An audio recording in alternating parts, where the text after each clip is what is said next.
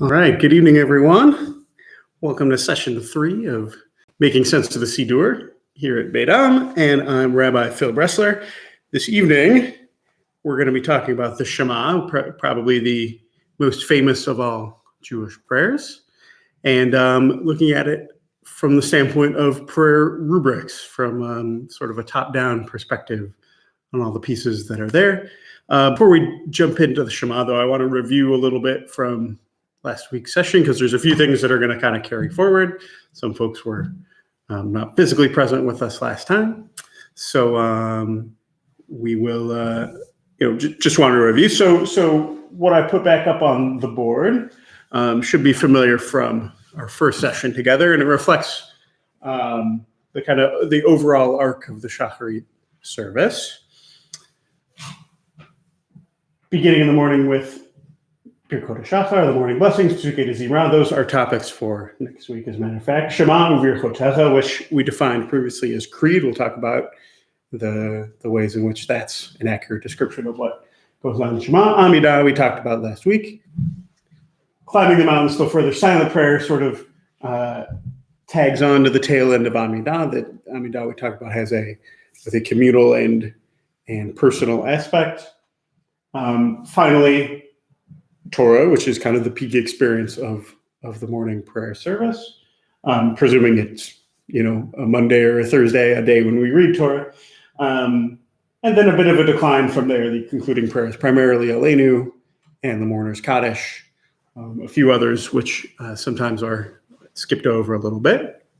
But I just kind of wanted to start to put together the picture of the prayer service as we're sketching it out. We started in the middle last time, so you can kind of conceptualize Shema and its blessings. Shema u'Birchotecha. I'm going to use those terms a little bit interchangeably. It just means Shema and her blessings.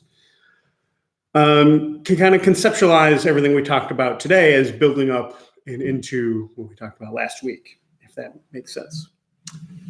So to review a little bit about Amidah in terms of what we discussed, Amidah is the cornerstone of Jewish worship. It's one of its names is HaTfilah. It's the prayer. So without it, there would be no service. That's why it's the central feature of all of the prayer services, whether you're in Shacharit in the morning, or Mincha in the afternoon, or Ma'ariv in the evening, or Musaf on Shabbat. There's always an Amidah in the middle. That's the only one of these prayer rubrics that we'll see falls into that pattern. Shema today you'll see does not. It contains the basic. Contains the basic elements of Jewish worship: praise. We talked about Shavach, petition, Bakasha last week, and Thanksgiving, Hoda'ah. It's kind of the three modes of prayer. The sort of thanks, help, wow modes. And its central concern is kind of the central concern of Judaism: redemption of the people of Israel, restoration of Israel's status as people free from others' control. And like I said, has both personal and communal aspects.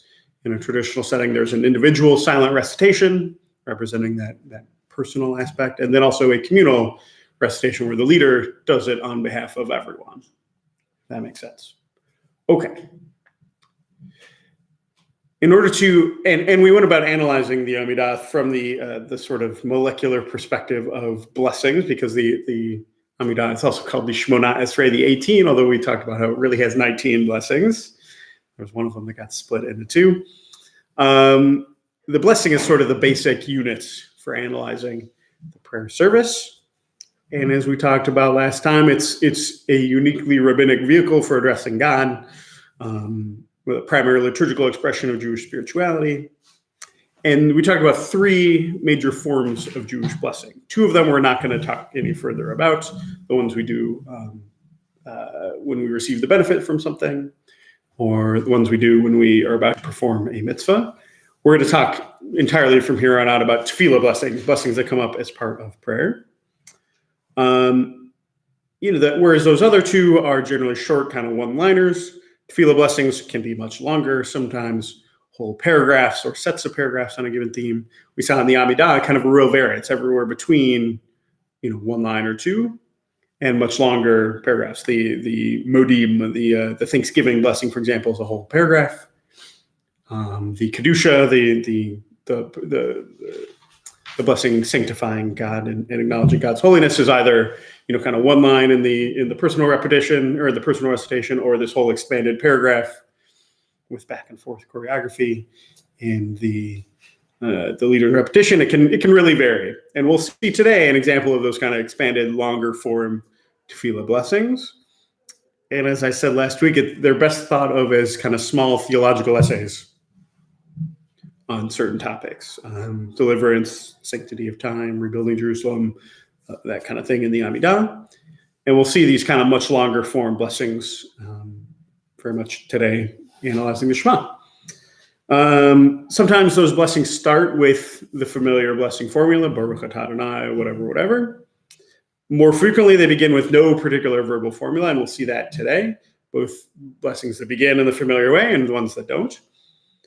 It kind of can make them hard to identify, which is why this kind of analysis is important. But they do invariably end with Baruch atah Adonai and a short synopsis of the blessing's theme. And we'll see that present in each blessing rubric for the Shema and its blessings today. Any questions carrying over from last week? Anything lingering, stuff you thought of in between when we chatted last? Okay. You good? All right. Oh, I just still processing. I know that was a real quick review of. Hello. Okay, that was a real quick review. Okay, so the Shema, perhaps, like I said, the most famous of all Jewish prayers. I mean, it's when we teach students here in the Beit Midrash and the religious school here. Basically, we do a very stripped down version of tefillah to begin our time together, and we basically do Barechu, which we'll see today, and then we jump right into Shema, and then that's and Ve'ahavta what follows it, and that really I think in a lot of ways is the core prayer to understand. Like I said, there's a real benefit I think to learning to daven and Amidah, but for a kid, this is the more digestible nugget. Okay, so it's Shema is essentially as close as Jews get to a creed. In general, we don't traffic in creedal statements. In other words, like a Jew must believe this in order to be a Jew, the way some other religious groups do. This is about as close as we get. If you can really distill the essence of what a Jew believes, that makes a Jewish person different from other believers in other religions. The Shema is basically it. It's at least a statement of what Jews have traditionally affirmed about God, and also expanded to encompass the Shema and its blessings. It's also a statement about what Jews affirm about the cosmos itself and our human relationship with God and our history with God as an actor in Jewish history. I call it Judaism's most famous prayer, but whereas we talked about prayer last week as being petitionary, the Amidah is all about asking for stuff. The name for this unit, or the name for Shema, which is Kriyat Shema, literally the declaration, the calling out of Shema, implies Kriyat Shema. Yeah, implies it's not actually a prayer at all. It's a declaration. Whereas prayer is addressed to God, the Shema is a collection of Torah passages, as we'll see in a little bit more detail later. So who is Shema addressed to? It's not phrased in second person language. It's not framed as petitionary. It's not really addressed to God at all. I think you can pretty easily argue it's addressed to us. One of the characteristics of halacha prayer that we noted last week, in contradistinction to spiritual prayer, which is like totally individual, personal. It's all about what happens, inside your hearts. Halachic prayer, has to be out loud. It has to be conversational. If there's an assumption that there's a responsive listener, in other words, God, and that we can direct things to God, but it's also not a one-way. It's not a monologue. It's a conversation. So whereas the Amidah is sort of our chance to talk to God, interestingly, I think we precede that with a chance to listen to God. Shema and its blessings are addressed to us. However you understand the concept of revelation and the divine character of the Tanakh, the divine character of the Bible, Judaism continues to affirm that within the Bible, in some fashion, there's the voice of God to be heard. There's something divine about the text, and however you want to frame that, I think it would be really interesting to do a whole other class on different approaches to that, because just as we've talked, about different Jewish theologies. Me and some of you, there are definitely many different Jewish approaches to understanding Revelation. That's a very interesting class too. So this is kind of our chance to listen. I mean, we are saying these words out loud ourselves, but it's as if we are saying them to ourselves, kind of on God's behalf. We're sort of saying out loud God's half of the conversation, but it's really our chance to listen.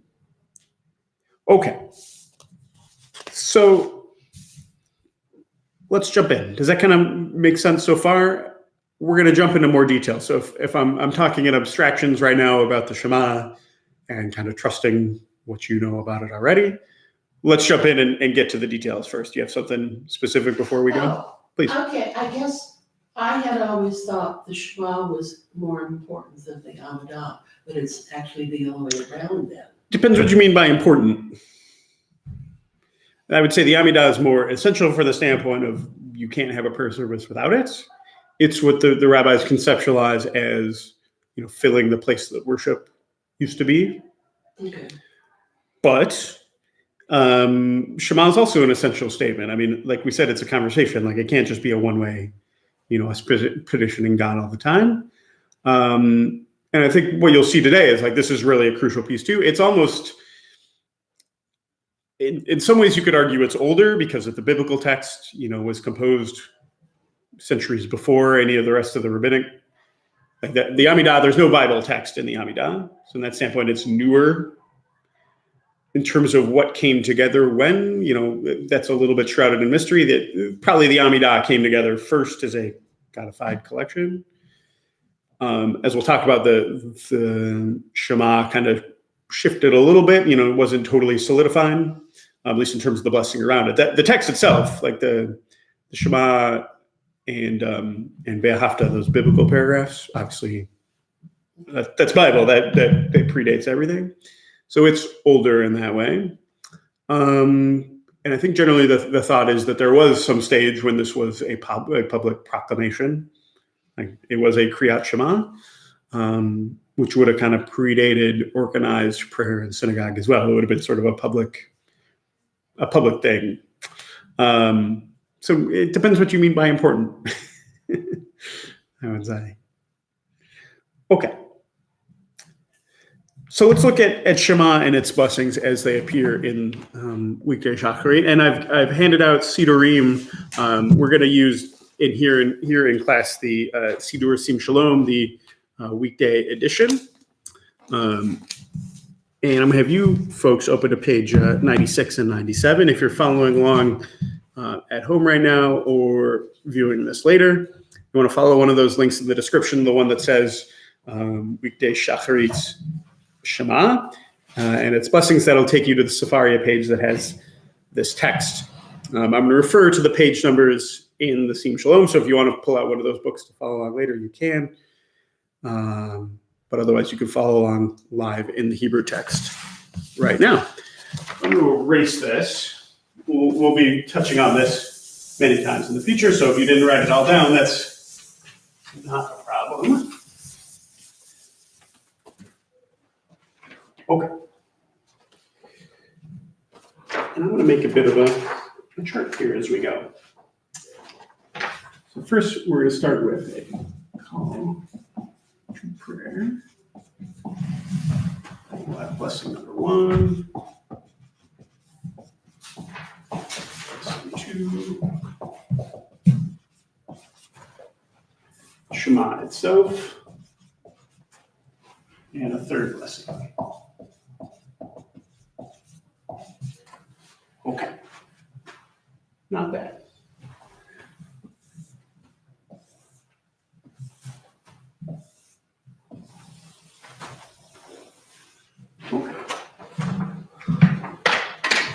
So this is sort of the overall, oops, I'm off camera, I should stand on the side. This is kind of the overall framework for this large prayer rubric that we're calling Shema and its blessings. Shema forms the core. You can see there are 3 blessings that accompany it. This is specifically the weekday Shacharis service, the morning service. Next week we'll talk about Mincha and Ma'ariv and how this is a little bit different.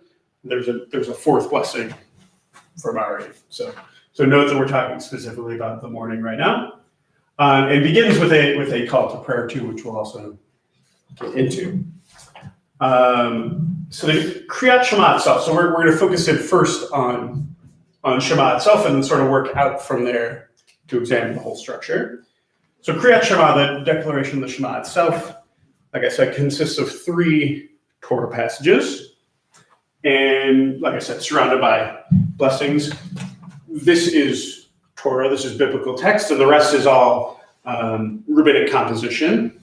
Augmented by later poets, like a lot of the Siddur, it's been filled in with piyutim, those liturgical poems that kind of embellish and really beautify the liturgy, and it forms this whole self-contained unit. So it begins, like I said, with the call to prayer, where we'll proclaim the blessedness of God. We praise God as the creator in the second paragraph, or in the first blessing, as do we evoke the celestial beings as well. I'm giving you the preview ahead of time before we dive in. Also proclaiming God's sovereignty. Blessed too, we thank God for God's love, which God bestowed upon us through making us God's people and giving us the Torah. We'll read 3 paragraphs of Torah that proclaim God's oneness, most essentially. Also frame our obligations to love and serve God. Those selections, I think in a lot of ways, the selections stand in for the whole, as it were. We read a few selections of Torah as sort of a representation of Torah itself. The rabbis saw the daily recitation of Shema as sufficient to fulfill the commandment to recite or to study Torah night and day. Oh, I should give these out as well. Those 2 yet? Oh, I did give you the sources. Yeah? No, those are from section 2. I printed these off. Oh, never mind. Okay, don't worry about those. Okay. We'll save those sources for after if we have time. Okay. The concluding blessings, blessing 3 here, and we'll see blessing 4 in the evening, serve to kind of are the bookend, as it were, framing Shema and affirming the teaching and recalling the redemption of Israel from Egypt, and also looking forward. Like this definitely is we're going to look at the end on how this sort of flows into Amidah and fits into the rest of the service. So there's definitely a forward-looking element at the end there too. Okay. So Shema itself breaks down, like I said, into 3 biblical paragraphs. I'm going to try to, hopefully I can kind of spread this all out here. So the first biblical paragraph, and I'm sorry, if you're following along in these Siddurs, let's turn the page ahead to 100 and 101. Yeah. Okay. So Deuteronomy 6, verses 4 to 9. Important thing to note that's not necessarily obvious because of the way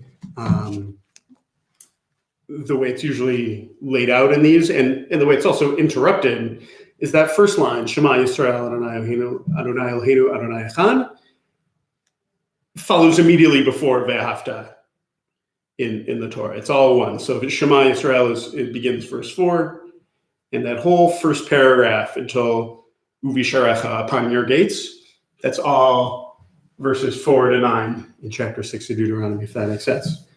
So there is that interruption there, the Baruch Shem Kavod Malchuto Le'olam Va'ed. We'll talk about that in just a moment, actually. These verses, 4 to 9 of chapter 6 of Deuteronomy, in case you're not familiar with the context there, it's part of Moses' farewell address to the people. The people are standing on the plains of Moab outside the land of Israel. Moses is speaking to them. This is almost all of the book of Deuteronomy. And he's charging them. He's sort of getting them ready to delivering his final teaching to the people before he transitions out of the leadership role, hands it off to Joshua, and they go on into the land without him. So the Shema here, and here this is one time where we are going to break this down in a little bit of detail,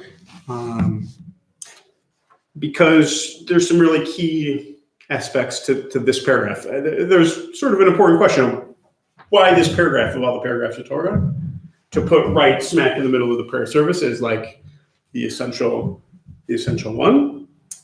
And there's a couple important things. Note first that within the span of 6 words, 6 Hebrew words, it uses what they call the tetragrammaton twice. That's the Yud He Vav He, the 4-letter unpronounceable name of God. You see what I'm talking about in the Hebrew there, the Yud He Vav He. It's both the 3rd and the 5th word. In the English translation, usually translated as the Lord versus God, which would be Elohim. When we read it out loud, we say, in Hebrew, we say Adonai, which really means my Lord, to fill in there. Yud He Vav He is understood to be a condensation of a longer phrase, Ehyeh Asher Ehyeh. Does that sound a little bit familiar? Moshe's nodding his head. When Moses meets God at the burning bush and finally learns God's name for the first time, that's what God tells him. He says, Ehyeh Asher Ehyeh, which is, you would think would be more understandable than 4 letters, but is actually relatively difficult to translate too. It could be any of the following options. I am that I am. I will be what I will be. I am who I am. Or even something like I am present. These are all possible interpretive options for Ehyeh Asher Ehyeh. It's deliberately vague, but I think it indicates the essential characteristic of God, which is God is the being in the world, like the verb being. Everything that is in the world is God. It's the essence of everything that is, and also that everything that was and everything that will be. It's all wrapped up in one. And Yud He Vav He is the sort of condensation of all of that. So to here have a short verse that, not only is framed, like we said, as an address to us, the Israelites, Shema Yisrael, hear, O Israel, Yud He Vav He Eloheinu. Yud He Vav He is our God. That's the one that we worship. Yud He Vav He is Echad. Yud He Vav He is one. You almost could not, even if you sat down to compose, set the Torah aside and sat down to compose a statement of essential Jewish belief, you almost could not get more succinct than this. Moreover, it so happens that the immediately following verses start to lay out our obligations towards God as a result of entering into covenant with God. It is interrupted briefly by a congregational response, like I noted, that line, Baruch Shem Kavod. If you've been in synagogue services before, you've probably heard Shema said out loud. Everyone frequently sings it together, and then it very quietly mumbles, Baruch Shem Kavod. The reason for that is that's not in the Torah, which sort of begs the question, why are we doing it? If it's supposed to be a congregational response, why do we do it silently? The best I can get in terms of an understanding of that is that this, back when this really was a proclaiming of the Shema, the leader would say, Shema Yisrael Adonai Eloheinu. I mean, the leader would read the whole thing out, and this would be the proclaimed response of the people. This does happen once a year on Yom Kippur, where it really is a response, but all the other times it's muted. Yes. Probably that practice of muting it dates back to when it became more dangerous to pray in public, and the practice of public proclamation of Shema, probably about the 2nd century under Roman rule, when public practice of Judaism was outlawed. It was not a good idea to be shouting Shema Yisrael Adonai Eloheinu Adonai Echad out loud in public and affirming that. That would have been a great way to get arrested. So my best understanding from Reuben Hammer is that that's probably when that kind of flipped and it became a more mumbled response instead. So we start with the sort of creedal statement of God's essential oneness and go right into Ve'ahavta, which I think is probably second to that line Shema itself, one of the more famous Jewish prayers. And Ve'ahavta means love. Literally, you shall love the Lord your God with all your heart and with all your soul and with all your might, right?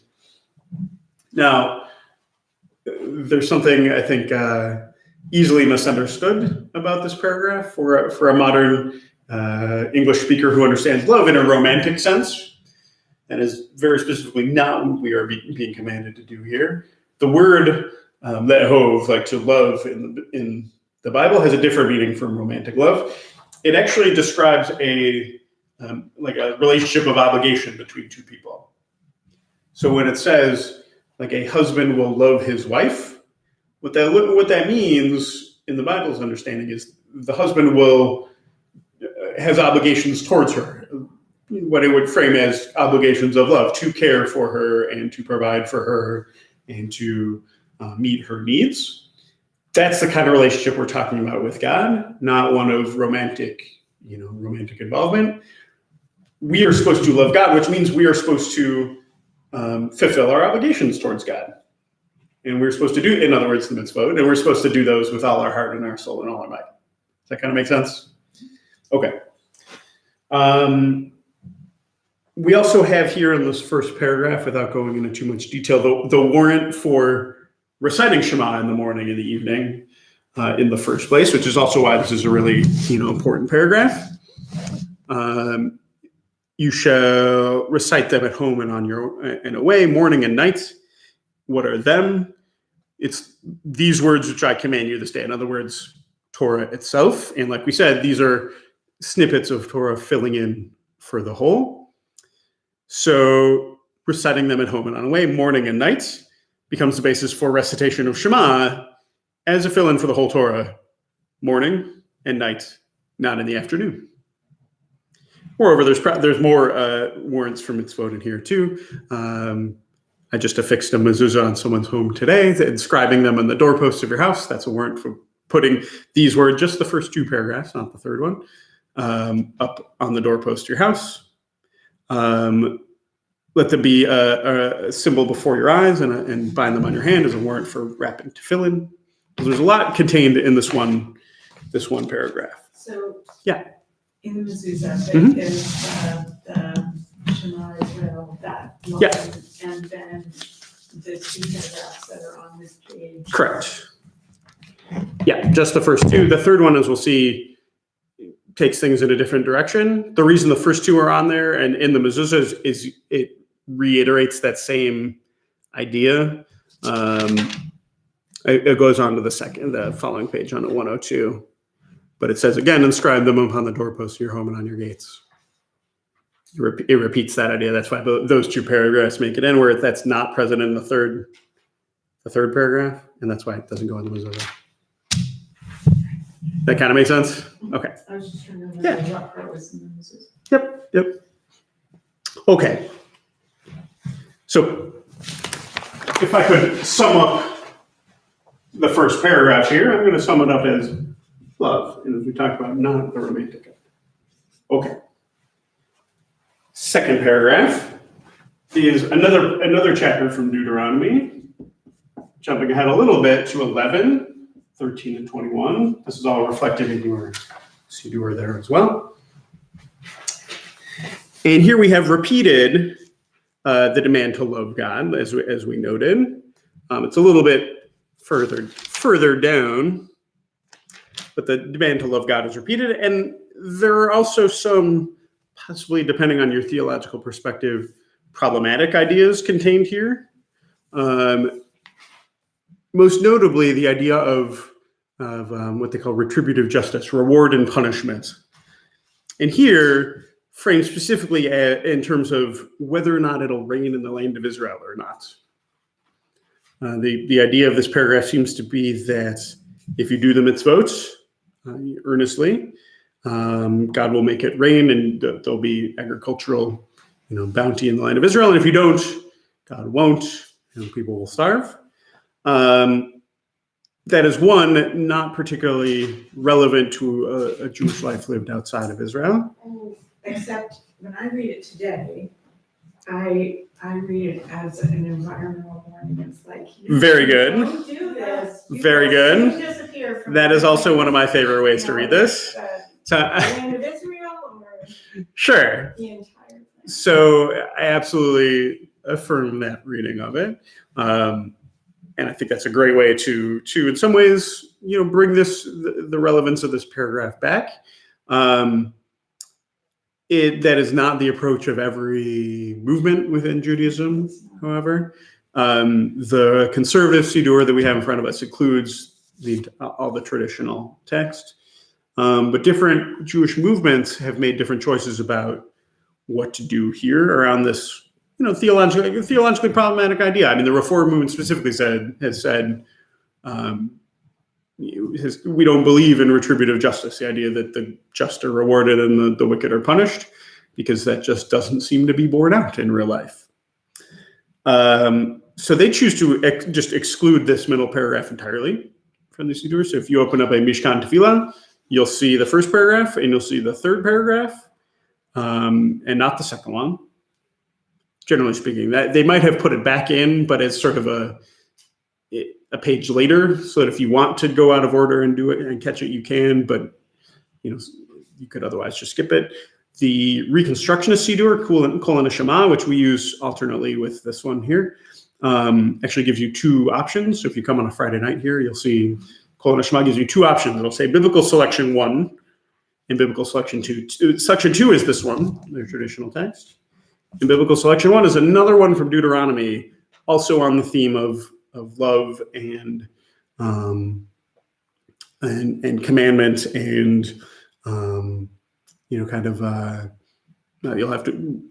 go look it up, but without this idea of do good or I'm going to punish you, basically. So that way they made it 3 paragraphs, kept the sort of loyalty to Torah text in Deuteronomy, but got around that problematic idea. Okay. That's the gist of the second paragraph. I'm going to still summarize the idea of it as reward and punishment. Although, as we noted, that is not the entirety of its content or its theme.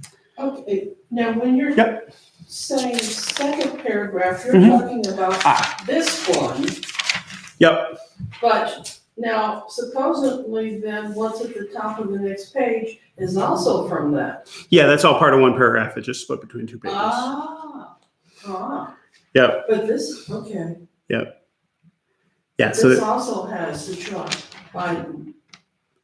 Yeah, that's what I'm saying. So first paragraph up to where it says Deuteronomy 6:4-9 has that bit about teach them to your children, bind them on your hand, put them on your doorpost. And this has it again. Yeah, and then we get to the part about reward and punishment, but then it comes back to within that same, 8 verses, 13-21. It comes back to that same theme. Yes. Okay. Yeah. Mm-hmm. So that's what I'm calling the second paragraph here. And the third paragraph from Numbers 15, 37-41.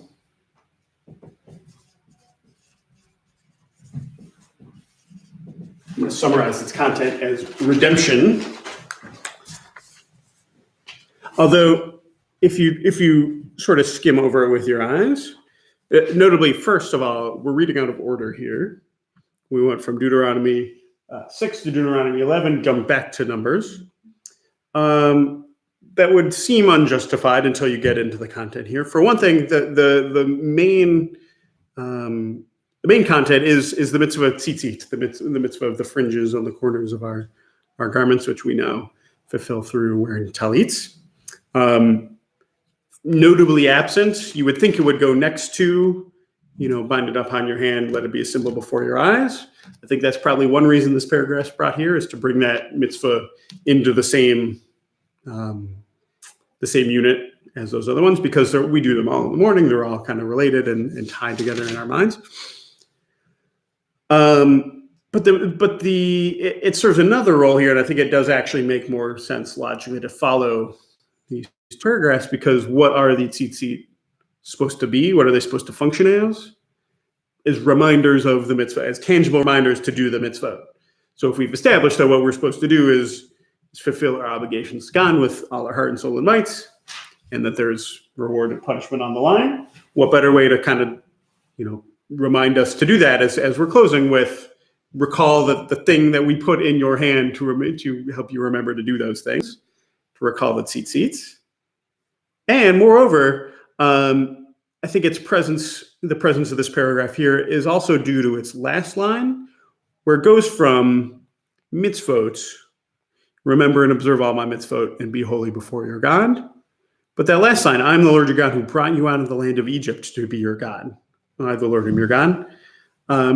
God's role is Redeemer of the people of Israel, is going to tie into blessing 3 pretty neatly. The blessing that comes after Shema. So there's a real kind of rhetorical through line here, and this neatly bridges the gap. It seems like one of the things I said at the beginning of this course, I think, was that this seems like this sort of random hodgepodge of verses and prayers and blessings, but there's actually a real rhetorical flow here. They've picked wholesale verses of Torah here, but very deliberately in a way that they really chains together in a logical flow. Okay.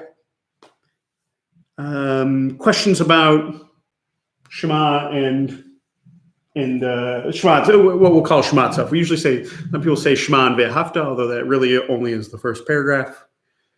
But the questions about the 3 biblical selections that make up Kriyat Shema, the declaration of Shema. Stephanie. Why did the custom come in then for closing one's eyes and putting your hand over? My understanding has always been it's a matter of concentration. Remember, this is, framed as fulfilling our mitzvah to study Torah night and day. We're sort of, I don't have the right word. It's not vicariously exactly, but sort of doing the part fills in for the whole. And so, if it's a pretty significant mitzvah, I think it deserves full concentration. In which century did they start covering their eyes? I don't know the answer to that question. It may be knowable, but I don't know it yet. Okay. That changes the perception that I had developed of. How so? I'm curious. Well, I guess based upon what was being said and the practice, then it seemed like this was something very holy. Mm-hmm. And so what I'm hearing you say, that it's not, it's more of a concentration, but not that it is a holy, worshipful thing that you're saying. I'm hearing that in our discussion that it's a declaration, and yes, it's very important, but it's not. I think that it is. I mean, so it started as a declaration. It started as a public announcement, right? But it's moved very much out of that context and into the context of personal prayer, right? These sections are guided by the shots, by the Shaliach Tzibur, the leader, in that they'll start each paragraph and everyone sort of falls silent and mumbles. So these are very much individual section. Like these are, it's each person's obligation to recite these for themselves. So from that standpoint, it is, although it is a biblical text, it's not prayer exactly in the way that we said we understood it, it is still like, it's still become part of prayer. It is a spiritual, experience in that way. This is our moment to listen, even though we're still saying the words, which is this like feels like the kind of strangest thing to me. We're listening to ourselves say God's words is maybe the best way to put it. It's a call to reverence, right? It's a call Sure. to attend deeply Mhm. as you enter Yeah. further and further. And so there's a mitzvah to say the Shema at the moment of death. Is that beyond the first line then? Yes. I can imagine most people in the moment of death aren't. Yes. It would So good question. Yeah. When we say Shema in a traditional context, we mean all three of these verses. So it would be, in theory, if a person on their deathbed was able to say all three, you say all three. And if you're able to say the first paragraph only, you say the first paragraph. If you're only able to say the first line, you say the first line. If all you can say is the first word, you say the first word. Yeah. But that's in theory the idea. This has become one unit, even though it's three separate pieces. It's one unit. Yeah.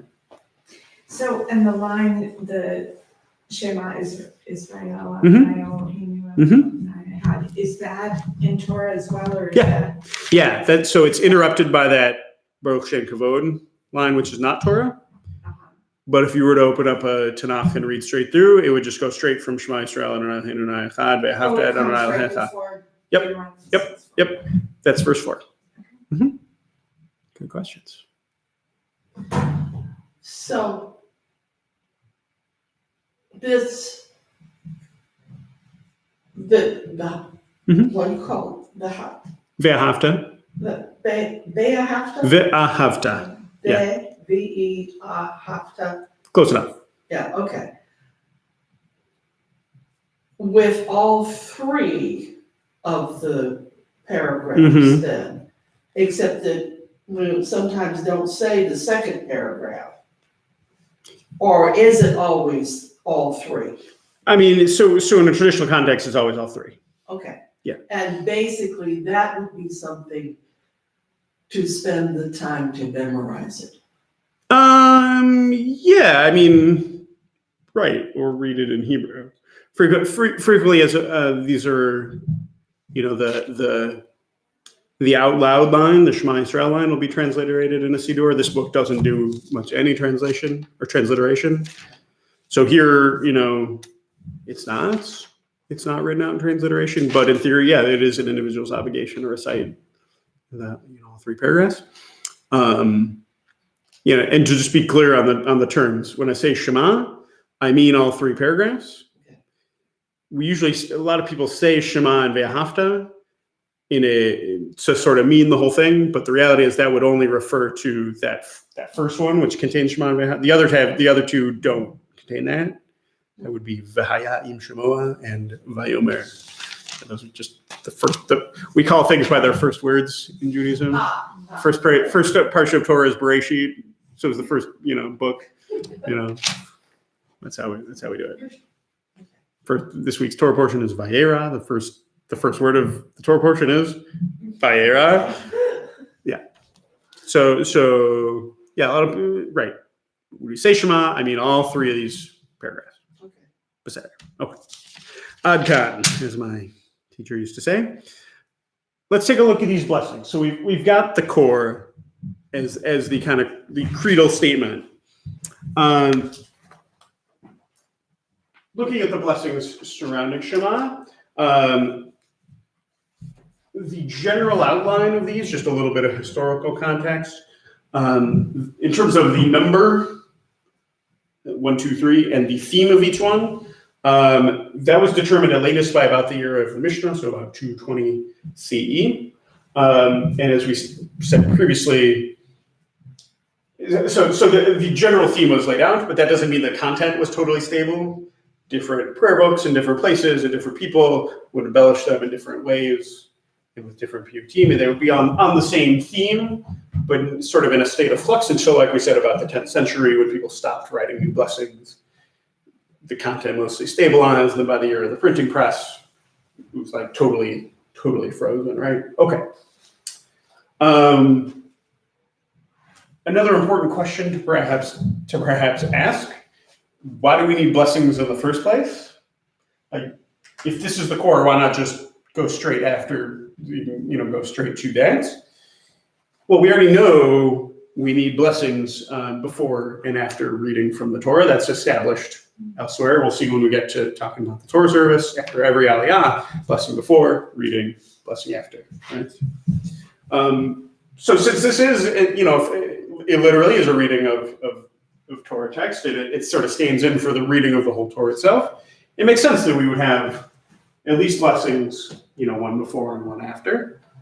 And in fact, this was, decreed. There's a Mishnah that says, when you recite Shema, there should be 2 blessings before and either 1 or 2 after, depending if it's the morning or the night. And anyone who does it differently is doing it wrong, basically. Okay. So we already know we need a before and after, and really they serve to introduce the Shema as a biblical reading, and then, on the backside to affirm the truth of what was said. Like, we're reading biblical text. We're reading it, but I'm gonna say hearing it. We're hearing biblical text. We're hearing God say this to us, and it's a conversation. So it's our chance to respond again, in our rabbinic human language. Okay. Whereas though the Amidah blessings are petitionary, like we said, where these ones don't ask for anything specific. I mean, they definitely recognize a lot of things that God does, but they're not really framed as asks. Rather they concentrate on praising God and describing God's actions and God's attributes. Like I said, thinking of them as small theological essays will be a helpful framework for understanding these. So I'm going to jump back to 96 and 97, that 2-page spread. If you're following home, we're jumping back to Barechu and the first blessing before the Shema. So beginning here at the beginning, as well, we'll go ahead and go straight through. The Barechu is the call to prayer. Yes. Yeah. The Barechu is the call to prayer. There's little to put here because it's, in terms of what to put in this box, because there's really just 2 lines. Worth a quick look, though. It's a call. It's phrased in second person plural language. Barechu is a second person, like you all should bless. Bless the Lord, source of blessing, and everyone responds, Baruch Adonai Hamvorach Le'olam. Praised be the Lord, source of blessing throughout all time. It's switches from command language to like a passive descriptive, blessed, right? But note here the sort of discrepancy in between the Hebrew and the English in this translation. What Baruch means to bless, right, or be blessed, but the translation says praise. That is not the translation. Praise is lihalel, as in hallel, as in hallelujah. That's praise, right?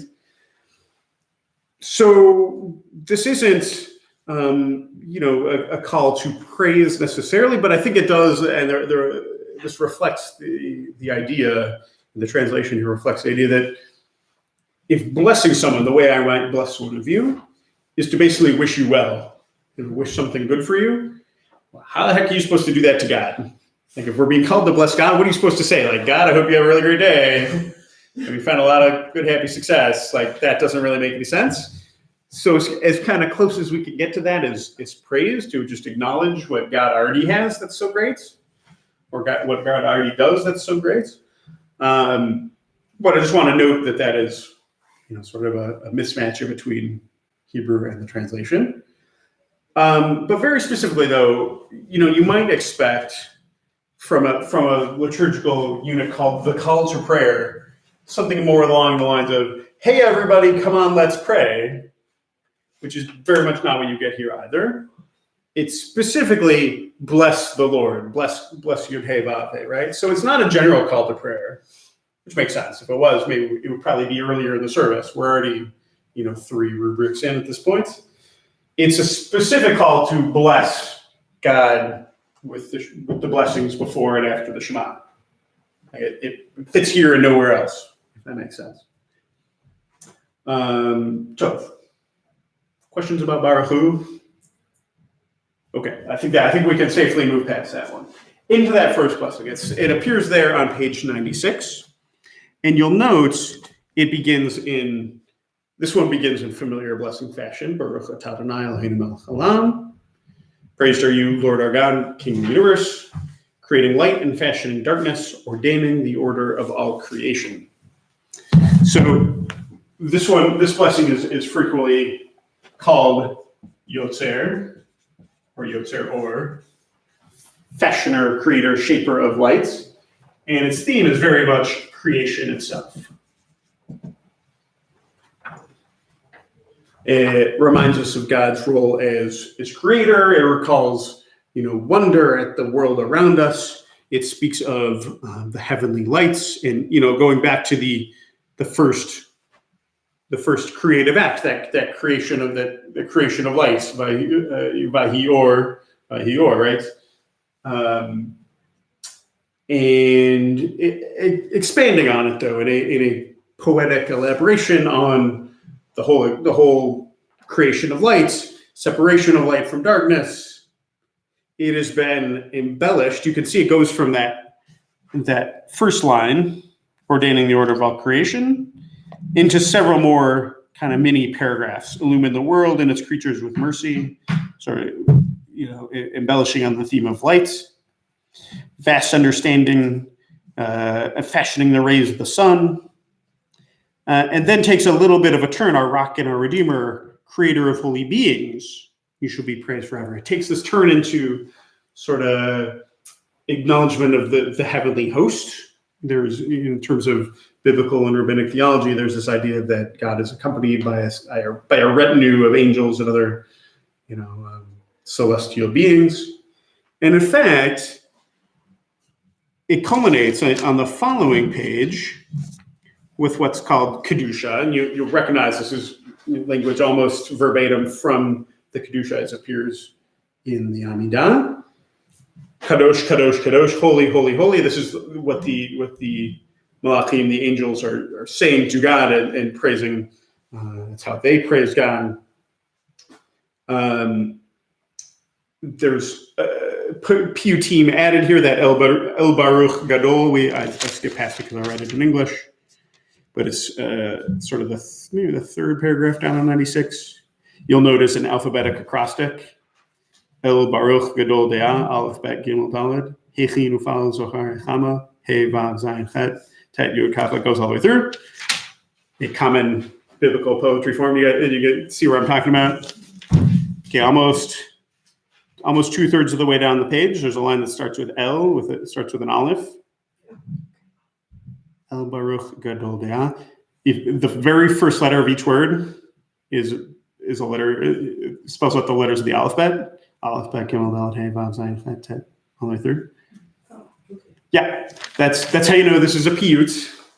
It's a liturgical poem because it's following this very tried and true liturgical poem formula. The Kedusha is there, proclamation of the angels, proclaiming God's holiness.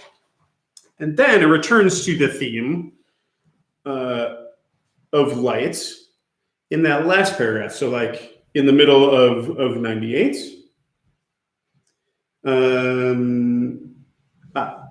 So awesome and praise, sovereign and wonders, day after day, in God's goodness, God renews creation. So sang the psalmist, praise the creator of great lights, for God's love endures forever. We're back now on the theme of light and creation.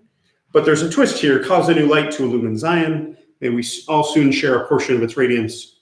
Praise are you, Lord, creator of lights. And you'll note, if you're a Hebrew reader, it ends in that blessing formula again. Baruch atah Adonai, Yotzer HaOr, creator of lights. So a little summation of the theme of the whole blessing. So it's got this twist at the end a redemptive twist, looking forward to us sharing in a portion of its radiance. Cause a new light to shine on Zion is very clearly a reference to Messiah, but then concluding with that blessing formula. Okay, questions about Yotzei?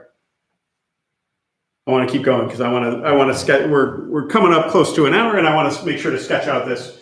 And we could definitely spend a whole class going deep on the language of each one of these. But really, what's important to us here is their kind of operation as a unit.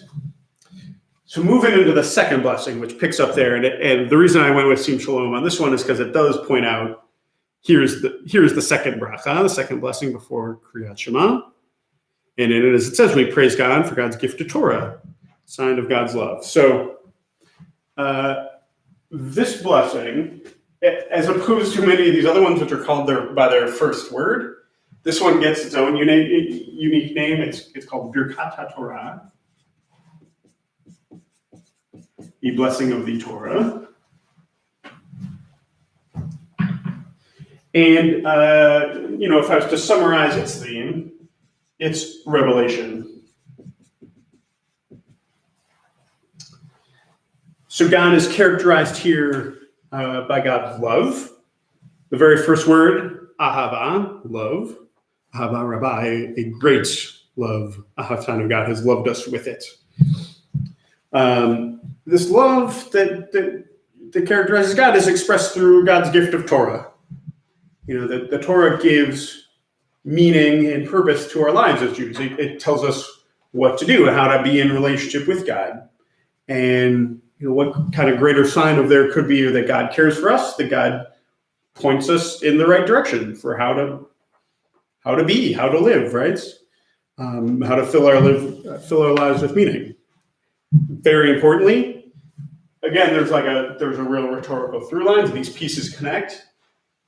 Ahava Rabbah, ve'ahavta. There's linguistic connections through all of these. So it's sort of teasing a little bit of what's to come. And we can see already, after the call to prayer, a move from the most general, the most universal, in a direction of sort of a narrowing direction, a personalizing direction. I did spell that. Okay. God created everything. God paid specific attention to us. He gave us the Torah. God cares about us specifically. We take a moment to hear the content of that revelation in Shema and Ve'ahavta and V'haya'im Shemoah and Vayomer. And then we come to the third blessing after that, which we call Emet V'yatziv. Is how it begins. This one also gets its own name, Geula, redemption.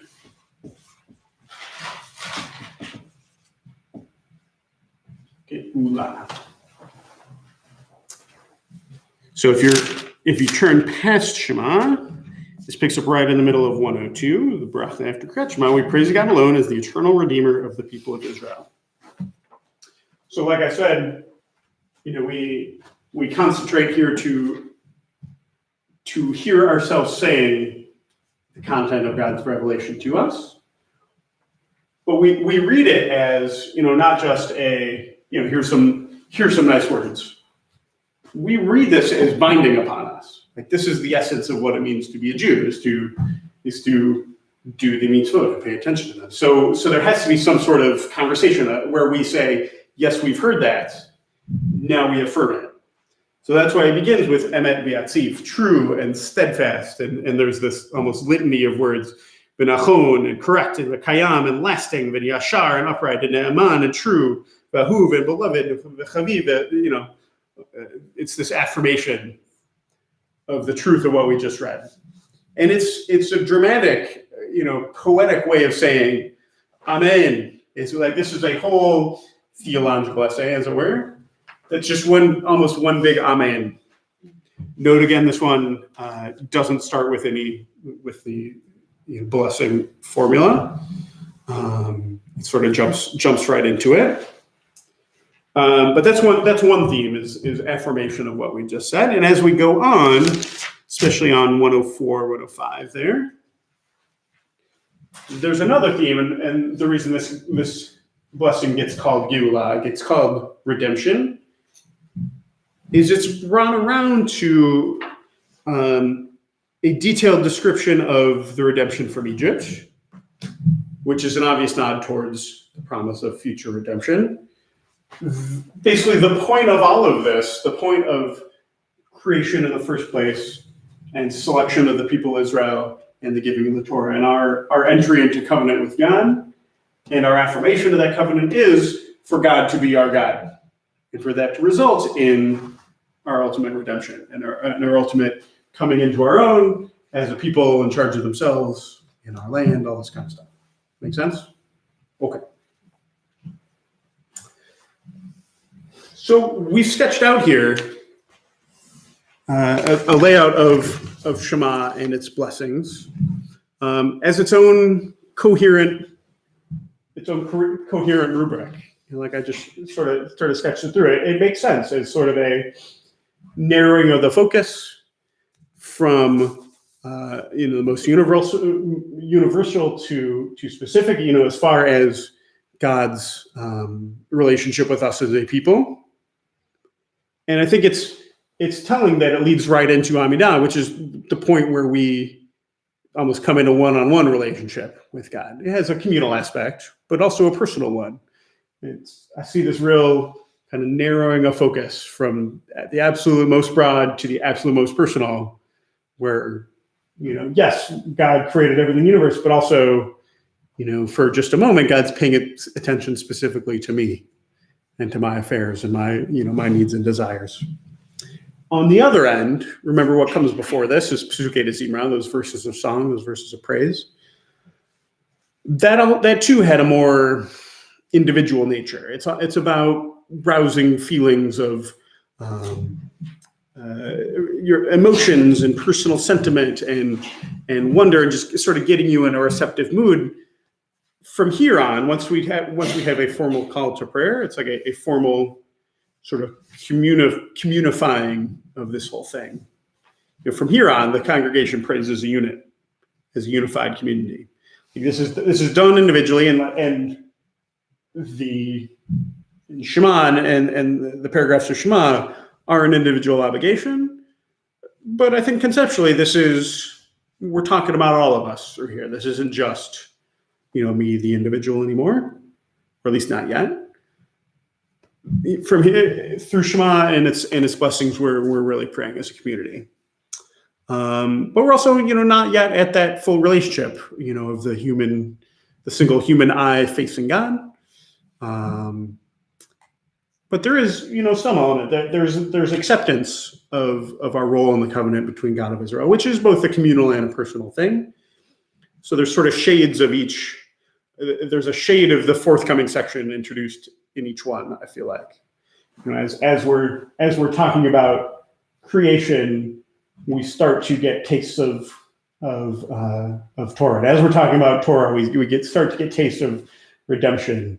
And as we're talking about redemption, we start to get tastes of individual, personal relationship with God. And in that way, this forms a coherent unit. I think recalling our thought experiment from last week, what would you say if you got to come into the throne room of the king or queen? If that's Amidah, then this is what happens in the chamber outside, where before you get to approach the throne, you have to acknowledge that you are the monarch's subject. That their rulings are binding upon you and that you serve them, right? Why should you get an audience unless there's a relationship? This is setting up the relationship, if that makes sense. Like I said, kind of conceptual narrowing of the focus. And I hope the big picture is starting to come into focus a little bit. We're going to talk next week about what comes before the Shema, Psuke de Zimra, and Birkot HaShachar, the morning blessings. how that serves to kind of lay the groundwork and the foundation for all of this. The week after that, we'll talk about Mincha, and actually, I'm sorry, the week after that, I think we might have off. We're taking Thanksgiving week off. After that, we'll come back and talk about Mincha and Ma'ariv and how this pattern changes for those. That's why we're starting with Shacharit, so you can appreciate the distinctions and the differences in the other services. And we'll move from there into the more specific, the holiday and the festival and Shabbat specific liturgy. Cool. What questions do you have? Talking about the Shema being communal. Yeah. I don't know. It seems like I had heard that part of the purpose of the preamble to the Shema was waiting for a minion to form, so that by the time that you can Shema about that. Yeah, interestingly, the only parts of this that you can't do, the only part you can't do without a minion is Barechu. Yeah, like this. If I was all by my lonesome, I wouldn't say Barechu, but I would recite every word of all this. Okay.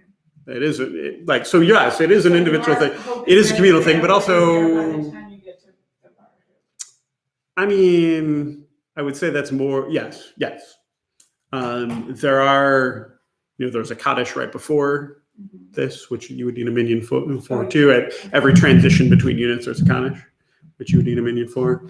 And there is, in theory, a Kaddish as part of in between Birkot Shachar and Pesuke, which almost invariably gets skipped because there's not a minion yet.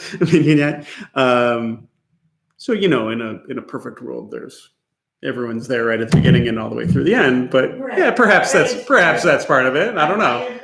I don't know if we're waiting for everybody to get here. While we're waiting, we're getting ready. Yeah, I don't know. It's hard to see the. I mean, I know we have like a real idealized view of the rabbis. Like of course they were there right on time, right? Like maybe they weren't, but on the other hand, they had many fewer distractions than we did. So I don't know. I guess I tend to doubt it was designed that way deliberately, but it does sort of work out that way. One actually, interesting side note. One tradition I have heard of, which is specifically a tradition in Israel, is if you don't have a minion for Barechu, but you make one somewhere along the way, to do Barechu at the end of the service. Which now that I think, makes less sense because it's specifically calling everyone to bless here.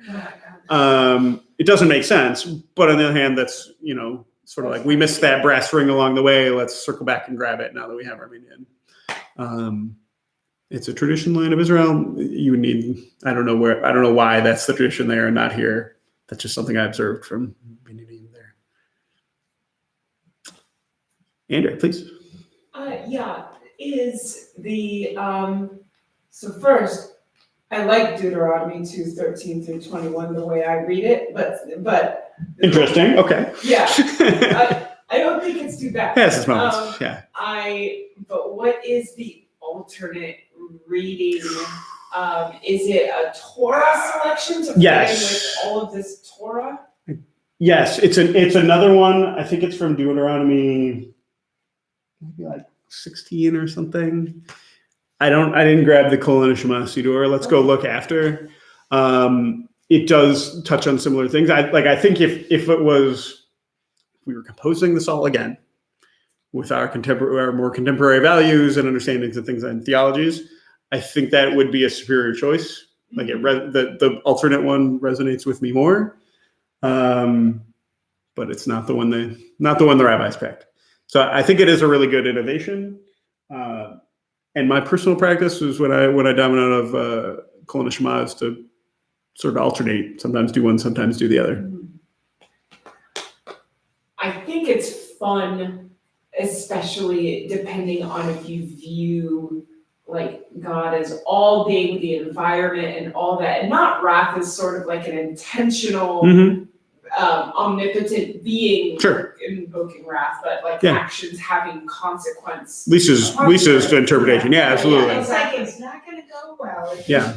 Yeah. I mean, That isn't You another. have to take care of this gift or you'll break it. I really wonder if we had the kind of contemporary understanding we have now of climate change and the consequences, if the reformers like 120 years ago had that understanding, maybe instead of just cutting it out of the Siddur entirely, would have figured out a way to teach it and reframe it with that in mind, because that's very much where the reform movement's at now. But they sort of already excised that part of the liturgy, and so they're Maybe it'll be another 100 years before people will arc back, and depending on how Maybe. things go, maybe people will be like, oh. Yeah, we're moving a bit away from movements generally, but yeah, sure. Yeah. All these firestorms and hurricanes. Sure. They feel like Here's that, don't they? one more final note about individual communities' traditions that I've observed.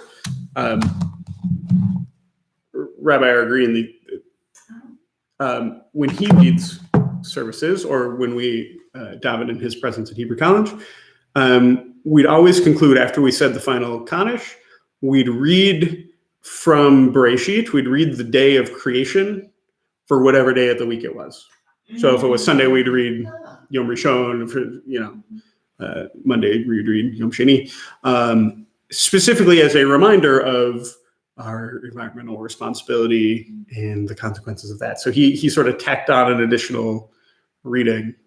And it was cool. It was always sort of a race to who could flip to the back of their book and find it and pop up and read those verses aloud first. But it became a really, I mean, I have to presume it's still going on in the Beit Midrash in Boston these days. But yeah, that's what I really liked too. The one he introduced specifically for exactly those reasons. Great. Thanks so much for coming. I'll see you one more week, I believe, before Thanksgiving break. Thank you, everyone watching live over the internet or in the future via the magic of the internet. Hope you enjoy learning, and we'll see you next time.